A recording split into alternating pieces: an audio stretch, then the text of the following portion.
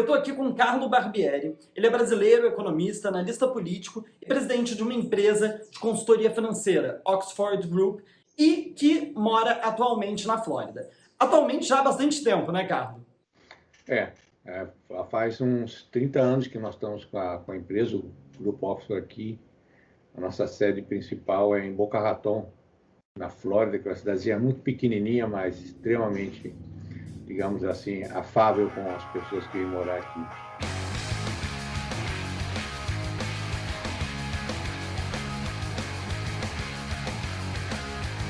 Carlo, vamos começar então. Queria aproveitar toda essa experiência que você tem dos Estados Unidos e saber o que você acha que essa eleição ela tem de diferente em relação às eleições anteriores.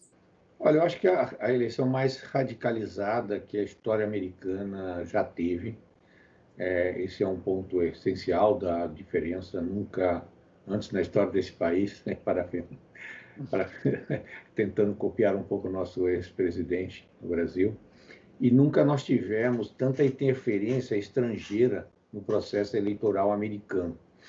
Se você analisar as informações das mídias, você vai ver que grupos, tanto chineses como russos, criaram, inclusive, formas de participação no processo eleitoral através de uma série de sistemas assim criados como se americanos fossem, e estão influenciando também, ou seja, o sucesso ou insucesso de um ou outro candidato terá uma influência mundial tão grande que a maioria dos poderes externos também está, de alguma forma, participando do processo eleitoral. Além disso, você vê uma disputa estado por estado também histórica, né? Após a perda das eleições passadas pela Hillary, nós nos demos conta aqui nos Estados Unidos que as enquetes de opinião elas não transmitiam exatamente a perspectiva do resultado, estado por estado, dentro do sistema eleitoral americano, que são os colégios eleitorais.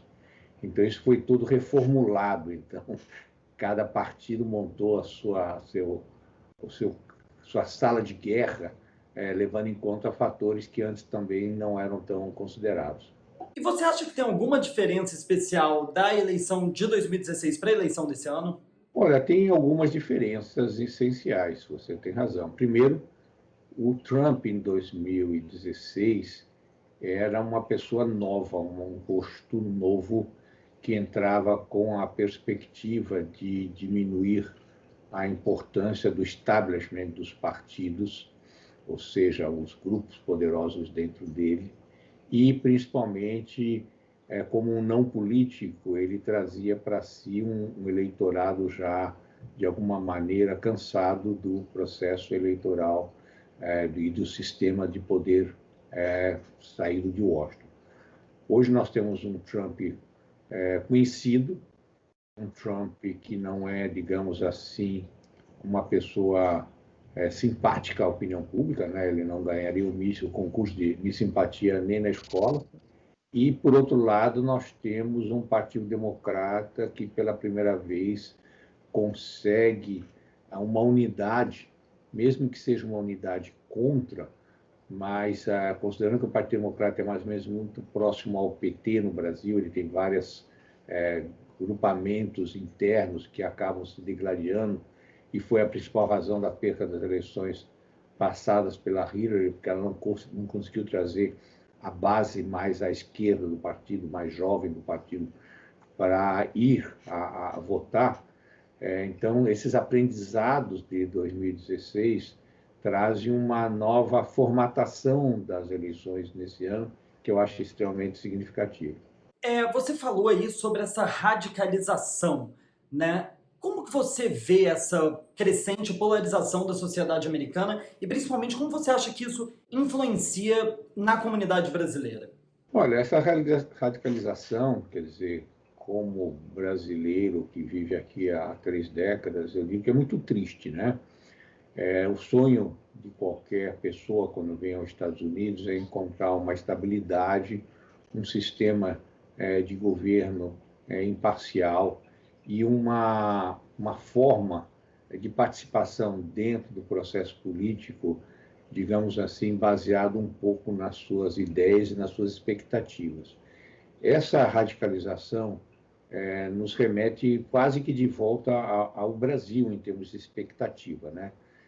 Então, o estrangeiro passou a ser estigmatizado de alguma maneira, nós não temos uma presença independente dentro desse cenário, você é forçado a tomar um partido muitas vezes. E, por outro lado, essa radicalização está tirando aquilo que é o essencial numa república democrática, que é o direito à opinião. Você é excluído dos grupos na medida em que você concorde ou não concorde com uma determinada posição que aquele clique, aquele grupo tem. É uma realidade que nós não vimos no mundo, acho que desde os tristes momentos da Guerra Fria.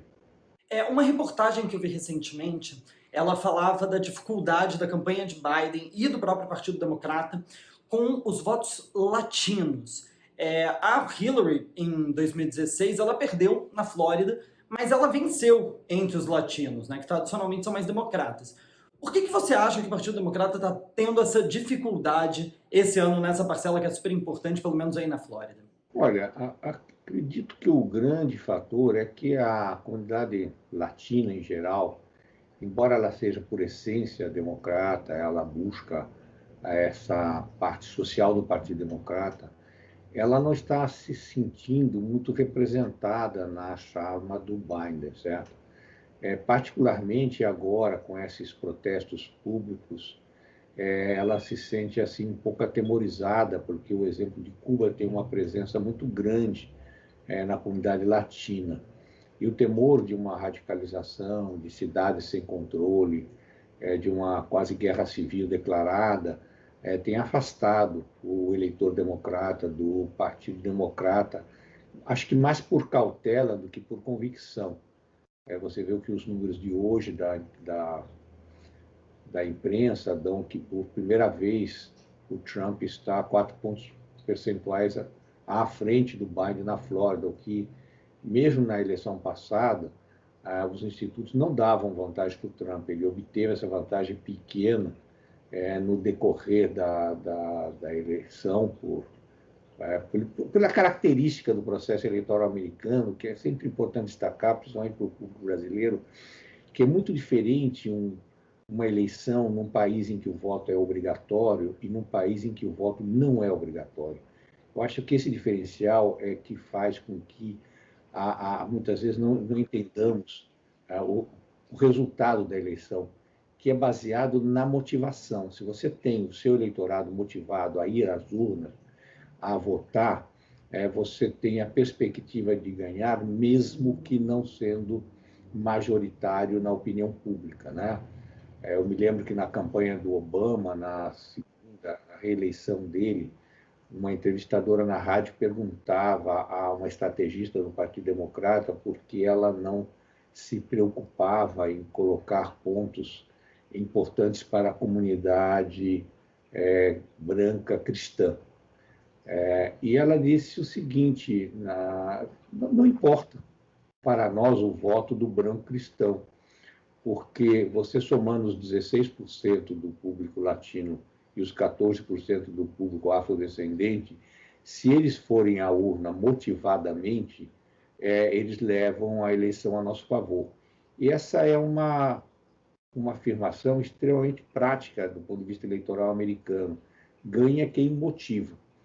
Daí a nova fase da campanha para esse ano, em que o Partido Democrata tentou e conseguiu, pelo menos numa primeira fase, uma unidade muito grande do partido, trazendo todos os alinhamentos doutrinários e ideológicos diferentes para a campanha anti-Trump, e com isso está levando vantagem nas enquetes eleitorais que o Partido Democrata espera sejam, de alguma maneira, consagrados nas urnas, certo?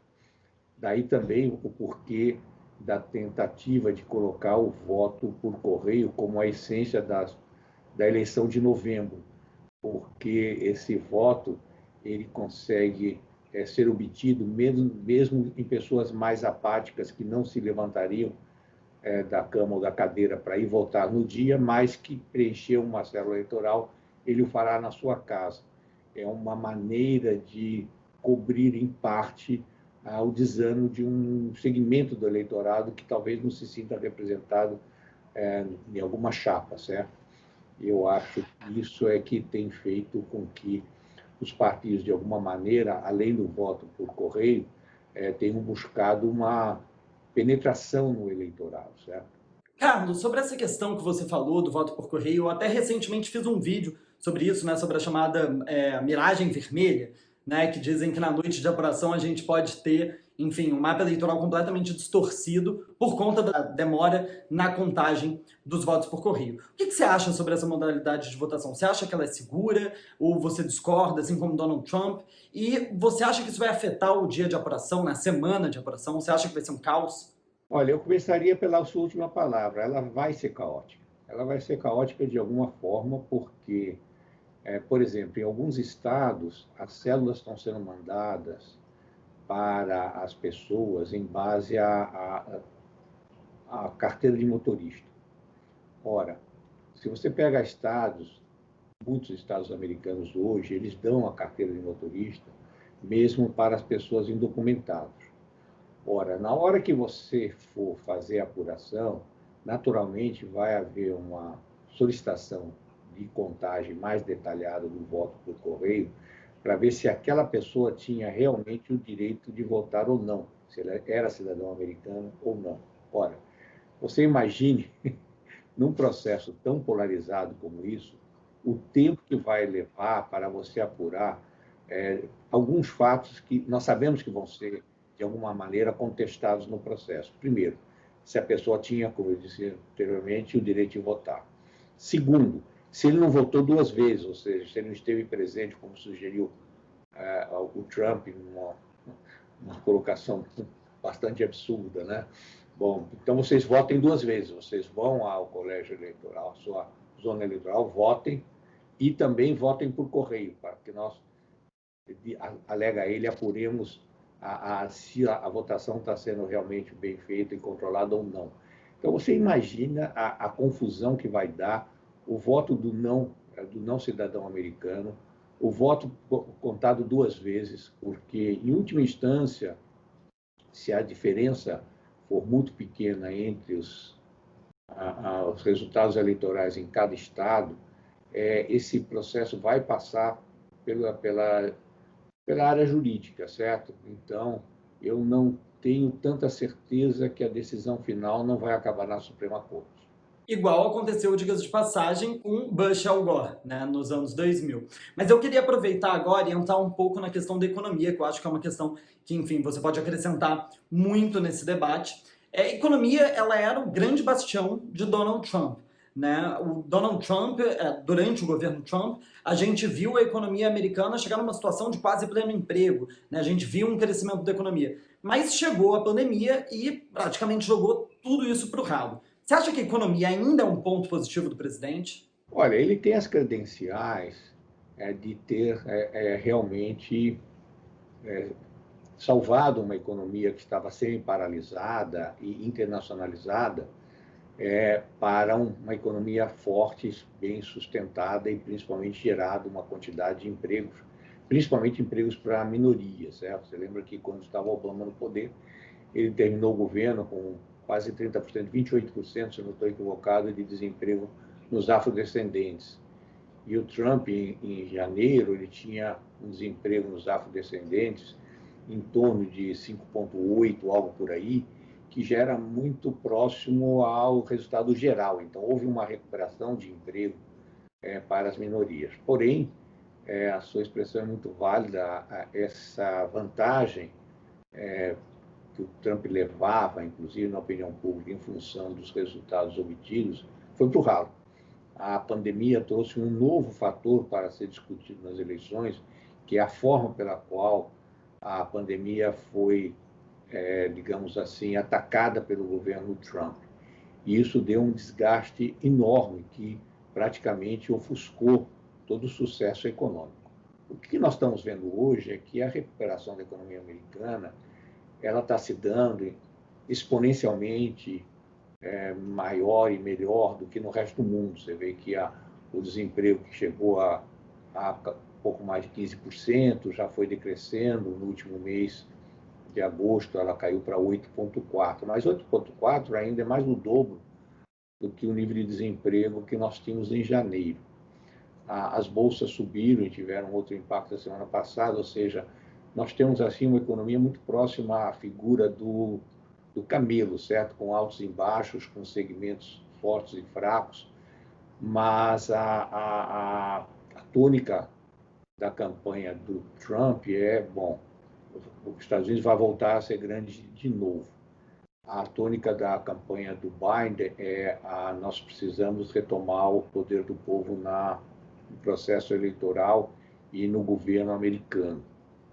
E as diferenças, então, são muito fortes. Eu creio que o debate eleitoral da próxima terça-feira vai trazer um pouco mais de luz sobre as perspectivas políticas em geral. Sobre a parte econômica, aí você vê que o debate chega ao nível do Congresso. Ontem, o presidente do Banco Central americano, né, o Fed, disse que o máximo que o Fed poderia fazer para retomar a economia, ele já fez, que cabe ao Congresso realmente apoiar o fortalecimento novamente da economia. E o Congresso está dividido, quer dizer, as propostas de sustentação econômica de republicano e democrata são diferentes, e na disputa, logicamente, o Congresso, que é quem faz as propostas, basicamente, está paralisado, porque não interessa ao Partido Democrata, logicamente, dar um novo avanço à economia americana, porque isso poderia facilitar uma reeleição do Trump. E, por outro lado, os próprios republicanos têm interesse em que essa nova ajuda ela seja um pouco mais limitada, de maneira a não estimular que as pessoas permaneçam sem trabalhar, porque o que elas estão ganhando muitas vezes de apoio é mais do que elas ganhavam trabalhando, certo? Então, há um jogo de interesses políticos muito forte na disputa no Congresso, e isso poderá levar a um baque na Bolsa de Valores e poderá pospor a retomada do crescimento econômico só para depois do processo eleitoral. Carlos, agora saindo um pouco do debate econômico interno dentro dos Estados Unidos, indo um pouco para fora. Recentemente eu fiz uma entrevista com uma internacionalista, Marcela Winter, que ela falou muito que uma vitória de Biden poderia levar a uma maior centralidade do multilateralismo, né, nas relações internacionais dos Estados Unidos. E ela falou também muito sobre guerra comercial, sobre China, e não por acaso, ontem, essa entrevista foi gravada na quarta-feira, né? Na terça-feira, durante o discurso de Donald Trump na ONU, ele passou praticamente metade do seu discurso falando da China. O que você acha que uma vitória de Biden ou uma vitória de Trump vai influenciar nessas relações internacionais comerciais dos Estados Unidos com o mundo? Como isso afeta a economia do mundo? Olha, agora você tocou, acho que é o ponto fulcral da campanha no que diz respeito à economia mundial, certo? Aqui nós, inclusive na Oxford, temos tido uma certa necessidade de acompanhamento disso, porque o que nós fazemos é justamente apoiar a investimentos externos aqui nos Estados Unidos, particularmente do Brasil, e que nós vemos que a relação multilateralismo com bilateralismo, ela não é nova, né? Você pode ver que os acordos feitos ainda em todos os governos anteriores, com a Colômbia, com o Chile, de praticamente 3 décadas atrás, eles ganharam um novo corpo na última administração. A política do Trump ela é essencialmente bilateralista. Claro que interessa aos Estados Unidos os acordos bilaterais, porque ele, com mais força, ele consegue mais vantagens nos acordos como ele fez com a Coreia, com o Japão, agora recentemente, no ano passado, e o fará agora com a Inglaterra numa outra relação. E eu quero crer que a tese multilateralista ela se esgarçou ao longo dos últimos anos por uma série de razões que vou entrar daqui a pouquinho, mas o que nós vemos é um avanço dos acordos bilaterais que interessa, inclusive, ao Brasil, né? Uma abertura no mercado americano de maneira mais significativa para colocar os produtos brasileiros aqui, etc. A tese multilateralista, ela foi digamos assim, responsável pela grande decolagem econômica do mundo ao longo das últimas 2 décadas, né? O PIB mundial pulou de pouco mais de 13 trilhões de dólares para 90, em função do multilateralismo, ou seja, houve um fortalecimento da economia mundial como um todo. O que aconteceu aí? Nós tivemos esses acordos multilaterais extremamente interessantes numa primeira fase, mas, de alguma forma, limitados numa segunda fase para o interesse dos países. Por quê? Países como a China, e eu vou entrar nesse tema agora, passaram a usar os acordos multilaterais sem nenhuma corresponsabilidade nas normas da Organização Internacional do Comércio, que exigiam que o país tivesse ter livre iniciativa, de haver proteção contra o trabalho escravo e outros pontos todos que a China não tinha muita preocupação, certo? O que aconteceu? A China conseguiu criar os chamados oligopólios do Estado. Através do oligopólio do Estado, os centros de produção de várias áreas da economia passaram a estar controlados pelo Estado chinês, que pôde, a partir daí, fazer um dumping formal contra todo o processo industrial do resto do mundo. A pandemia deixou isso claro, quando praticamente um pouco mais de 90% dos itens necessários para a saúde da população do mundo inteiro estavam controlados por empresas na China. Então, com isso, você não só tem um poder político, mas isso significou que o mundo ocidental ele se despreparou do ponto de vista até de segurança, de saúde e alimentar, com relação a uma possível pandemia que acabou acontecendo, porque todo o processo produtivo estava concentrado na China, que com a mão de obra quase escrava tinha um preço de produção muito mais barato. E, por outro lado, vale a pena notar, se você pegar um pouco mais os alfarrábios históricos, certo? Que o Partido Comunista Chinês tinha feito o plano, está em vigor ainda, chamado 2025, através do qual a China teria o controle do comércio mundial através da logística. Então, ela refez a Rota da Seda, com todo o sistema de transporte, desde a Ásia até a Europa. Ela acabou comprando uma quantidade enorme de portos no mundo. Claro que fez ferrovias, que foi do interesse de vários países, inclusive o Brasil, ela colocou os dinheiro para fazer as ferrovias, e comprou as 2 entradas do Canal do Panamá. Então, o plano era chegar em 2025, isso não é teoria conspiratória, é o plano oficial do partido, com o domínio do processo de comercialização mundial. Ora, é natural que, na medida que os países se deem conta disso, haja uma reação, porque ninguém quer entregar o comércio mundial, de onde sai todo o fruto econômico, o bem-estar da população, etc., a um país, principalmente a um país não democrático, certo? E isso, logicamente, faz com que o Trump possa utilizar esse mote anti-China como uma alavancagem eleitoral, certo?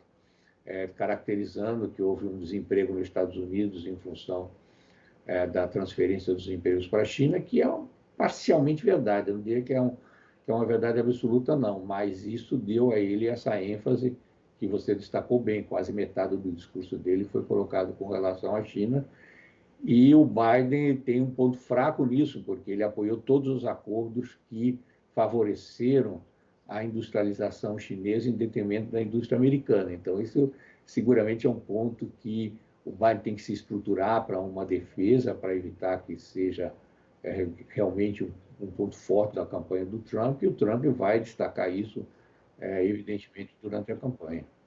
O Trump, inclusive, se recusa a chamar Covid de Covid, né? É só o vírus da China, sempre.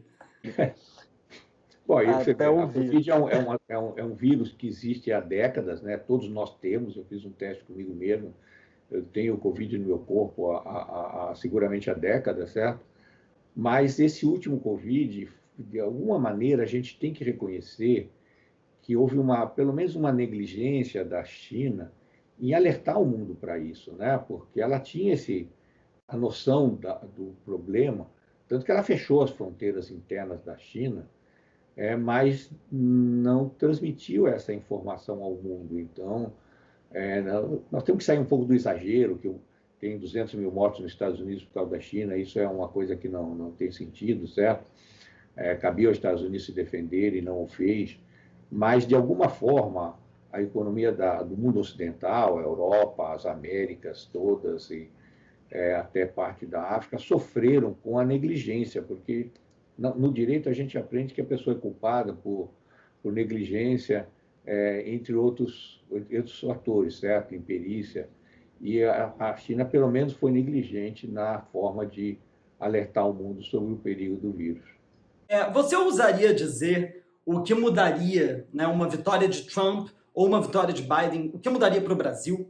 Olha, do ponto de vista da América Latina, logicamente uma vitória do Biden favorecerá a aproximação dos Estados Unidos com a Argentina, certo? A Argentina tem muito mais, digamos assim,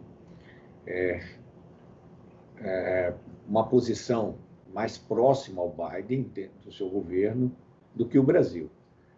Da mesma maneira que, se o Trump ganhar, é muito provável que saia um acordo de livre comércio entre o Brasil e os Estados Unidos, que fortaleceria a economia brasileira.